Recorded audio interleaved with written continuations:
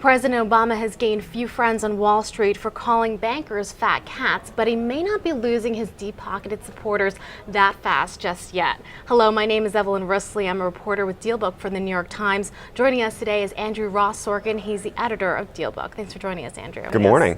So in this week's column, you talked about how Wall Street is showing some reluctance to commit to Obama, but they may not be deserting him en masse yet, right? Well, no, I think there's the conventional wisdom is somehow that Wall Street has completely turned its back on Obama, that they're not supporting him, they're not giving him money, they're not doing anything. Last week, there was a big dinner at Danielle, cost over $38,000, and they packed the room. So there's one element, which is there are people who are doing it publicly, but even more importantly, I think privately, despite all of the rhetoric, there's a sense that even though people aren't necessarily giving him money so publicly, and they don't necessarily want to be seen as supporting him, given what he's been saying, that privately they may ultimately turn around and vote for him. Well, what about some of his previous backers like Lloyd Blankfein, Right. Jamie Dimon, who weren't at the dinner? Right. What I think that that people looked at the dinner and said, where are the big names? Mm-hmm. What's going on Yeah. here? In this environment, there's two issues. One is that many of the CEOs themselves, as I said before, don't want to be put in a position where they're looking like they're supporting somebody who's obviously coming down on their businesses in terms of financial reform and everything else.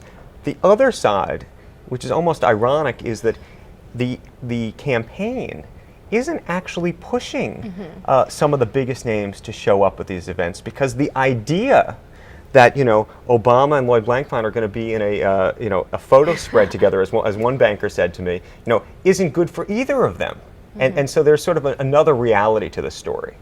But there is some tension between Wall Street and Obama, right? How do you read the polls today? Where would you say, Wall Street is generally speaking? Are they happy with Obama?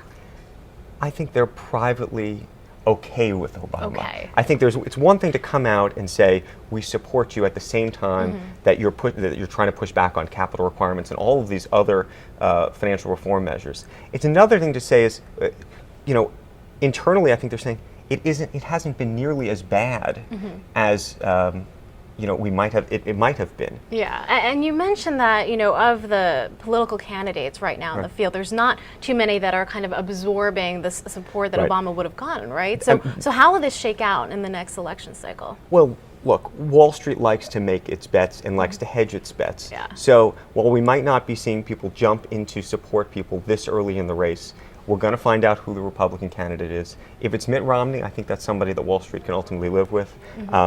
If it's Michelle Bachmann, I think that's actually going to be a much tougher sell, and you might see a lot more support for Obama. So ultimately, I think you're going to see a lot of money come into this campaign, and you're going to see people making multiple bets because, as they say in the business, they like to hedge their bets. Well, thank you so much, Andrew. Really appreciate it. Once Thank again, you. My guest today has been Andrew Sorkin. He's the editor of DealBook. I'm Evelyn Risley with DealBook for the New York Times.